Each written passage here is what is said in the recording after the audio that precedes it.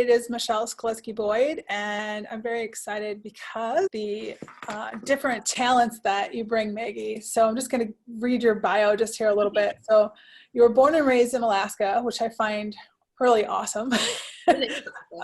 You hold a bachelor's degree in social work. You've been a massage therapist since 2005.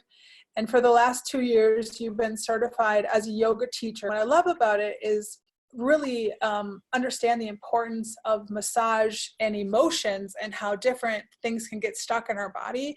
I would imagine being a social worker can really come in handy. As a social worker, as a mom, wife, friend, yeah, I've always kind of connected with the idea that our brain holds memories and our body holds emotions. And yeah, so it's really good to just be connected and be aware of how we're storing things, how we can release things, how we can just better take care of ourselves, and then be able to better take care of those around us. I know a lot of massage therapists, and I know a lot of people who do yoga, but I haven't actually met somebody who combines these three modalities that you do. It's fascinating to me. Yeah. I was brought up in a very nurturing family. And I know when you kind of think about love languages, I know one of my love languages is like physical touch and affection. I'm an introvert, but I'm also an empath. And so I guess I've just always really connected with people and the environment around me. And really, it's interesting because the yoga actually started as cross training in high school. So it was a very physical, let's use it for stretching. I think that happens for a lot of people. They get into it for the physical benefits of it, which is great. But then it morphs and you kind of start to peel back some of the layers of yoga, and you start to see really how profound it can affect your emotional well-being and your awareness. And we'll talk a little bit too about that, because pranayama or breath work is a really big component of yoga. And I didn't know that for a long time. But it's one of the most profound ways we can really affect our body, our mindset, our stress.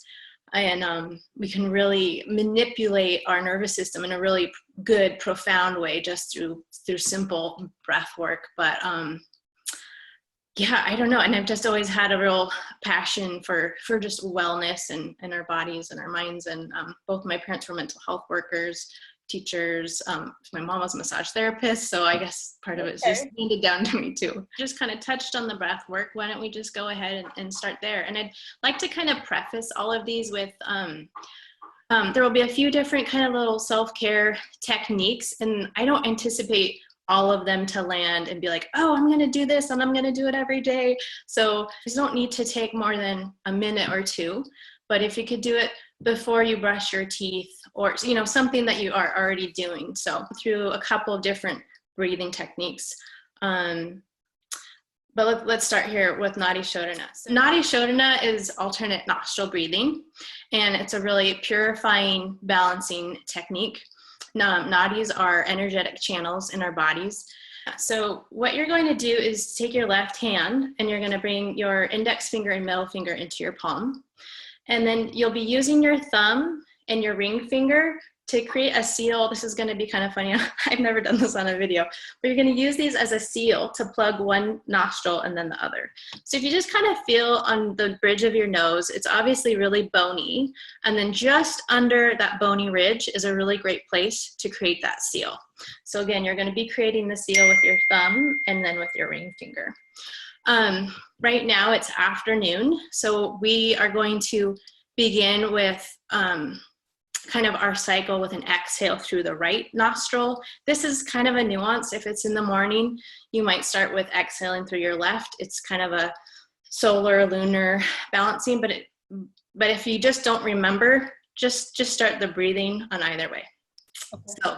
So what you'll do is create a seal with your thumb on the left nostril. You're going to take a breath in, seal, and then exhale through the right. And then inhale through the right. You're going to pause and then seal the right nostril. Exhale through the left. Inhale through the left. Seal. Exhale through the right. Inhale through the right. Seal. Exhale through the left. Inhale through the left. Seal. Exhale through the right. So you would just continue those cycles, and maybe just experiment just doing it for 1 minute. The intention behind this as you're doing it is to just softly slow your breath, lengthen your breath, and just finding a smooth quality and balancing the inhale and the exhale so that they're roughly the same. And if that feels complicated, because it's not like a really natural hand position and sealing the nostrils, to like take it, just strip it down to make it really simple, just taking a pause and slowing your breath. That is really, I mean, you don't need to overthink it. And then if you tend to get distracted by your surroundings, and that's often going to happen because our brain wants something to focus on, a good place to start is just to count your breath. So you would inhale would be 1, exhale 2, inhale 3, exhale 4, and just quietly, just silently counting to yourself as you breathe in and breathe out, and then just counting up to a count of 10, and then starting over and going back to 1 is a nice, just really bare bones, simple way to practice breath and presence. And when you're doing that, you may just kind of take notice of, are you tensing up in the jaw? Can you relax your shoulders down? And then one other technique is a block breath. And this is really calming for the nervous system. And again, it's slowing down your breath. It's tapping into your parasympathetic rest and digest system, and gets you back into your prefrontal cortex, where we're really thinking and rationalizing, and it brings you out of it if you are in maybe a heightened emotional state. Just begin with a cleansing breath, an inhale and an exhale. And then you're going to inhale, 2, 3, 4, hold, 2, 3, 4, exhale, 2, 3, 4, hold, 2, 3, 4, inhale, 2, 3, 4, hold, 2, 3, 4, exhale, 2, 3, 4, hold, 2, 3, 4. So as if you find yourself gasping or that just feels a little too long, just back it down to 3 counts then. And if you feel like you have a lot more lung capacity, go ahead and do 5 or 6 counts. So it's not necessarily the number. Again, it's going to be the quality, just trying to take a nice, smooth, even breaths. There are kind of different qualities of breathing through the nose. You can do Ujjayi breath, which it's a slight throat constriction. And what's kind of cool about Ujjayi is that it adds a sound component to your breath. So you're not just feeling the sensation of your breath, but you're also hearing it with that. It's kind of the oceanic sound when you have that throat constriction. So there's just different practices and different benefits, but I would just say do what's going to be most comfortable and relaxing. Talking about what's most relaxing too, is I just wanted to offer an alternate to breath work, because our emotions are so tied to our breath. Sometimes if someone's playing with breath work, it can actually invoke some anxiety. I don't think it's common, but all of our bodies respond to things differently. So in the case that you're looking for some grounding work, but the breath work is somehow invoking an anxiety with that practice breath work. Another thing is grounding through your feet. And so have you ever felt really stressed and felt it in your feet? Most likely not, because we often hold that stress in our jaw, our neck, our chest, our stomach. And so if you really just bring your attention to your feet, it's a fairly like calm, just kind of level playing field. There's typically not a lot of emotion in our feet. So you just kind of notice the weight of your feet in your shoe, on the ground, You can even do a little self-massage. You could thread your fingers between your toes and just do some circles. Just another kind of alternative to breath work. We're going to talk about jaw massage too. So is this a good segue? Yeah, because it's a good segue. So as you're breathing, if you're noticing that you are holding tension in your jaw, or when you're first waking up and you're starting to do this alternate nostril breathing and you're noticing there's some tension in your jaw, I know that as a massage therapist, one of the things that I was really wanting you to talk about, what can we do for self-care? And this was something that you really felt was important and very valuable. So I'd first like to know why is this so important? Oh gosh, because self-massage is just kind of it can be a weird concept. Like, how am I going to give myself a massage? And the jaw is, like our breath, it being so tied to our emotions, our jaw is the same way. And there are so many of my clients when I practice massage, and if I offer any jaw work, or if they have any TMJ issues going on, I'd say 95%, I don't know, even more, at least 95% of people are always shocked at how tender the muscles in their jaw are. Because we use them for everything, that repetitive motion, for talking, for eating, and then on top of that, we just naturally tense up in this area when we're, kind of emotionally lit up as well. So I guess what I'm excited about is bringing an awareness to these muscles that we just use and overuse so much. And it's such an easy self-massage technique. It's really simple.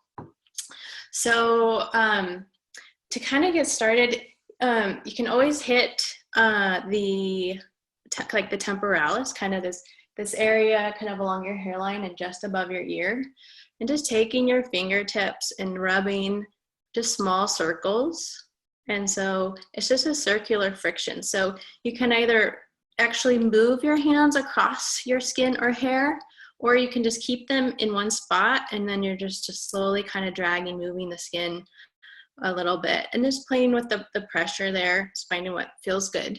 Because our jaw muscles actually, they connect all the way up into the temporalis here. So you can kind of start there and then work your way down to your jaw. And if you're not quite sure where you're going, if you just really lightly clench your jaw a little bit, you'll feel these muscles pop out. It doesn't take much. And it's all along your jawline here is kind of where we're focusing. So if you start just a little bit kind of in front of and below your ear, you'll find some really good little meaty parts of your jaw. So I'm just using the pads of like my middle finger here. And you just decide how much pressure you need. But if you just start with some small circles and then just explore these muscles in these little areas, you will most likely find some tender areas. So I'm primarily working kind of behind the teeth and a little bit under the teeth, between like the teeth and the jawbone here. So just take some time to explore those muscles. And then once you find a couple areas that feels really good, or maybe a little tenderness, if you hold your fingers in one place, and you're gonna slowly open and close your jaw. So find a good place with a nice amount of tension. And then slowly open and close your jaw. So this is just an active range of motion, an active stretch, self-stretch. And then once you do that 3 times, just soften, bring a little blood flow, loosen it up, and then find another good little spot, nice little muscle to rest on. And then again, 3 times, just nice and slow.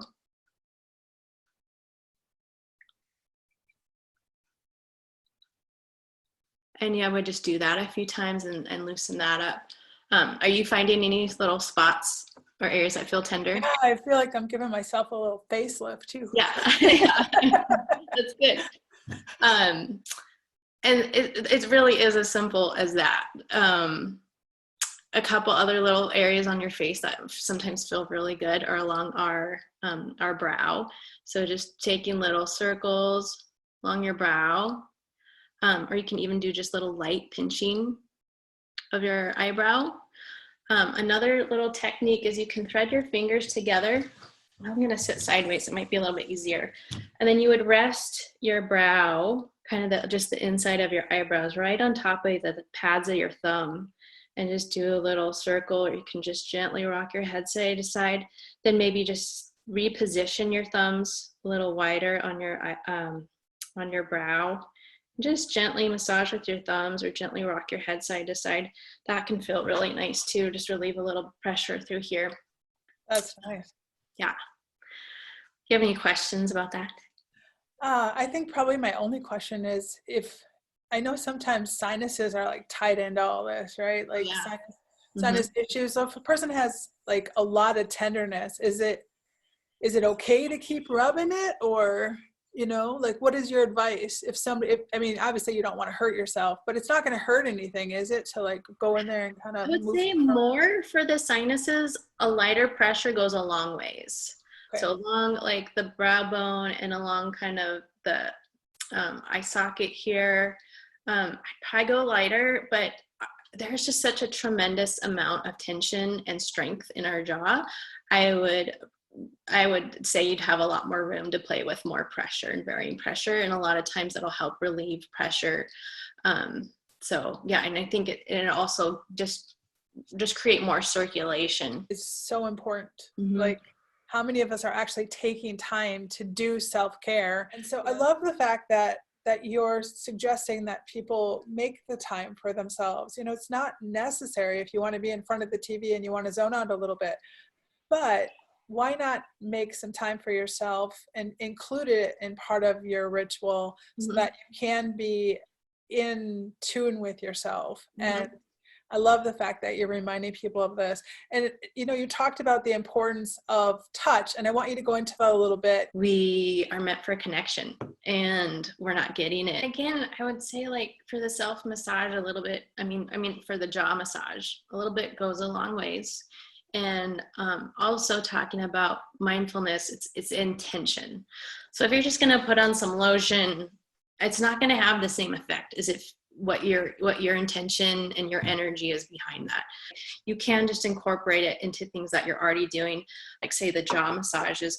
Because when I get out of the shower, I'm already putting something on my face. I put a few drops in my hands, and I just, you know, give myself a nice little massage, and then I can just do that jaw work.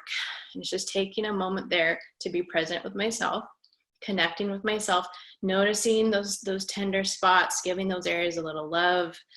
It's super easy to do when you get out of the shower because you have a lot of exposed skin. It's a great time to moisturize too. Jojoba oil, this is a really good oil for most skin types. It's a fairly close pH to just our natural skin. Or if there's just a lotion or just whatever feels best. And if you don't have a lotion, even almond oil, coconut oil, you know, and again, a little bit goes a long ways. I'm going to give you a little technique. The only thing is just using light brushing strokes towards your heart. So you're moving energy, you're moving blood flow towards your heart. And so just moving through your limbs, your legs, your arms, coming maybe down your neck towards your chest. And maybe just take a second to figure out what is maybe something you need to hear, something that you know, but you're maybe having a little doubt of just, it's going to be okay. Because a lot of times it doesn't feel like it's going to be okay when there's a lot of uncertainty happening. Or I don't, you know, if you're single and you don't know when you're going to see someone and have that closeness, just letting yourself know it's going to be okay. This too shall pass. And just giving yourself maybe a little affirmation and just a little self-care and holding yourself. And another just really simple thing, whether you're doing a little self-massage or breathing, just connecting with yourself, just placing a hand like over your heart and a hand maybe over your belly, just whatever feels good. And just holding yourself and connecting with yourself. I think there is something really profound. I think one of my teachers calls this a heart blanket, and she weaves her hands together and just really holds herself. And I think this is a time to, if you don't have others around you to hold, or to have them hold you, you know, really holding ourselves, being gentle with ourselves. This is a time to be doing it. I love what you just said, and I could feel your love for touch, and I could feel your passion and your understanding and your empathy all combined in terms of people who don't have that right now. And I really appreciate the opportunity to hear from you and to get these techniques so that we can practice them and incorporate them and remember the importance of that self-care. Just let yourselves, I don't know, sometimes there's a lot of doubt or fear that crops up, or big emotions. Just allow yourself to be messy, allow us time to be messy, but just really give ourselves and each other a lot of grace and love. Yeah. Awesome. Well, thank you so much. I really appreciate your words of wisdom. Thank you again. Yeah, so good to connect with you. Thank you. You're welcome. Bye, honey. Bye.